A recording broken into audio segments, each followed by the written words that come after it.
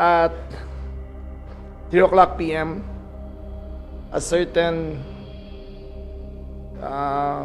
Maria Catalina E. Cabral, former USEC of the DPWH, asked to be dropped off by her driver along Camp 5 in Cannon Road.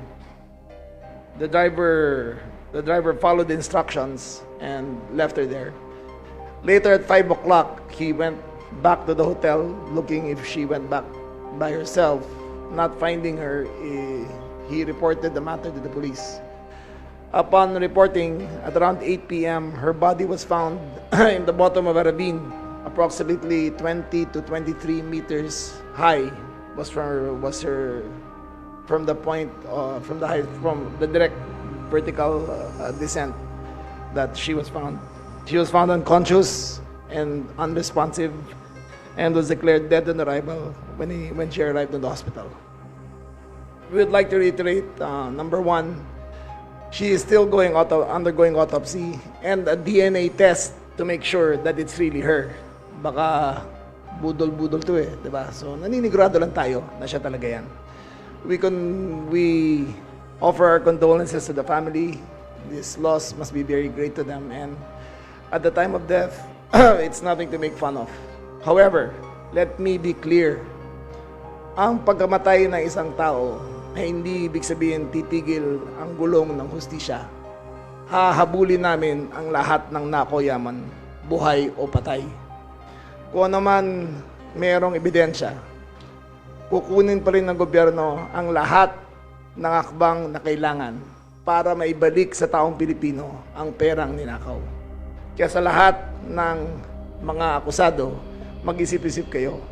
Death will not protect you. Death will even bring greater shame to your family. Face up to the charges, man up to the charges, answer the charges, and have faith in the judicial system. To the Filipino people, we assure you that no one is sacred, that death or whatever act can protect you from the government recovering the stolen money of the people. We mean business. Kukunin namin, babatakin namin, ibabalik sa taong Pilipino ang lahat na ninakaw. The cell phone will be analyzed later. We're asking it from the family kasi kinuha nila. So we're gonna ask it later. We're also gonna have to ask access to the computers or laptops of UC Cabral. But that will have to be subject to a subpoena by the Sandigan Bayan or by the Ombudsman or the NBI in their investigation. So after na-retrieve po ng remains, na ibigay po sa pamilya yung mga... Parang ganun nangyari. Tama po ba yung protocol na? It was a crime scene. So there were lapses on the part of the investigators. But we are doing everything we can now para ma-retrieve lahat ng mga materials yan. And we are now going to mandate an autopsy and a DNA test para sigurado talagang ang manner of death kung may foul play o wala. But from initial reports, walang foul play. May na-establish na po kaya sino yung huling kausap niya bago wala. It seemed parang iniwan lang siya ng driver. Tahimik daw, iniwan ng driver, bumaba ng kotse para mag-i-inspect lang daw siya. Parang normal sa kanila yan eh. Tapos pinalis na siya. Tapos nakita na lang siya sa ilalim sa bangin. Mga 8 o'clock p.m. Sa pagkakaalam niyo, si Yusek Cabral, gaano ba kalaking personalidad dito sa issue Kasama siya, sa aking pagkakaalam, kasama siya ni Yusek Bernardo as the principal architects of the flood control scam. Silang dalawa yan. Until after the autopsy and after all the witnesses, everyone is considered a suspect na kasama niya beforehand. So you'll have the full report in maybe 24 hours after everything is done. Meron na po ba tayo nakalap na CCTV kung binalikan man po siya ng driver? Wala dun sa eh. hotel? At that point of Cannon Road, wala na mga CCTV yan eh. Diyan yung lagi yung nagla-landslide. However, the family positively identified her already. But we cannot rely on that alone. Kasi, again, baka may budol play dito eh. Maninigurado pa tayo. Kumbaga, Sec, yung pumunta sa hotel, baka yung hotel po kaya may nakalap na po ba tayong CCTV? That's part of the investigation. Umalis naman sila sabay eh. mas silang sabay ng driver. Tapos, wala naman kasama si Miss Cabral as of last report. Walang kasama doon sa hotel. Tapos, umuwi na lang siya. O, baka ano-ano iniisip nyo, ha? Wala siyang kasama ron. Wala siyang kasama. Opo, ano pong ginagawa niya doon, sir? We don't know. Hindi namin alam. Taga-QC po siya eh. Taga-QC siya. Hindi ko alam. We have no idea. Pero Kasi resigned na siya. Remember, resigned na siya, so she doesn't have to time in and time out with us anymore. sa tingin niyo po may kinalaman po ito sa pagkakasangkot niya sa flood control? I would assume na she was undergoing severe stress sa nangyayari dito. But that's only an assumption. I cannot talk in behalf of what her mental state was. Any death of that nature is considered a crime scene. So there must be extensive investigation first before any and all information is released.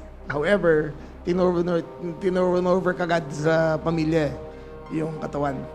There is a mandatory holding period na para makita ang lahat, and there were lapses in that sa nangyari. Yung victim identification, hindi pa ba enough po yun with the family? Hindi. Baka budol play di ba? Baka ibang katawang ginamit, sabi ng pamilya, sila na yon. Pero baka tumakas sa ibang lugar. Di ba? Marami kasi nagbe-fake ng death certificate So, naninigurado lang kami na siya talaga yan. Are there any statements ako from the driver kung bakit sila nagpunta sa Cannon Road specifically? Wala. in that area? Sabi niya lang, bumaba siya nung nagpababa sa kotse, iwan mo muna ako dito. And then, ayun, nawala na siya. Sir, baka may mga initial investigation na rin kung prior this day or yesterday, meron ba mga natanggap na threats si Yusek Cabral, Wala former naman. Yusek? There are no indications of such. Wala rin sinabi ng pamilya. Of course, that's all supposition. No? But what we are doing is that no matter what you do, the law will go after you. So, in life or in death, the wheels of justice will turn. So, kahit anong gawin nila, tumakas sila, hahabulin pa rin sila. The Ombudsman and the DOJ are actively pursuing all leads and all players in this flood corruption scandal. So far, she has been tagged as one of the suspects dito. The suspect was one of the masterminds in the flood control scandal. As USEC for planning, siya nagsasabi kasi kung ano ang kailangan gawin. Siya nag-a-approve. So, siya ang naglagay kung saan pwede maglagay ang pera. Siya nagsasabi kung sino ang approved projects. So, kasama siya ni Yusek Bernardo sa nag-a-approve ng lahat niyan. Sir, for context lang, kapag may deceased na suspect or someone, yung mga investigasyon na kinasasangkutan niya, ano mangyayari doon? Tuloy pa rin. Tuloy pa rin yun. Tuloy pa rin yun. May money trail at evidence trail pa rin nahabulin Titignan pa rin yung assets niya, kung nagmamatch yung assets sa income. Titignan yung cash flow. Tignan na ng link kung saan dumaan ang pera, kung magkano dumaan sa kanya. At doon ang magiging subject ng civil forfeiture ng gobyerno sa kanya. So tuloy sir, yung pagbawi natin ng assets. Tuloy ang pagbawi ng assets. If proven guilty, again, may due process tayong titignan. So, iimbestigahan pa rin yun. And if now that she's not around to defend herself, maybe her family will defend her assets. There were no signs. Wala kang alam na ganyan. Usually in these cases, and a lot of us have gone through it, I myself have been witness to it. You really can't tell when these things will happen. Rarely are there signs na suicidal o hindi. All witnesses are now under custody and protective custody ng DOJ. Yung mga hindi pa po nahuli, baka kasi may plans Again, po sila. so we cannot establish that until the entire evidence trail is found. So they will be found. Nag-inumpisahan na yan. But you're talking about the DPWH having 42,000 projects? Parang ganun sila 42,000 projects. Tapos, so far, they've only investigated, of the 42,000, yung flood control pa lang in-investigate nila. So, there's a lot to be uncovered.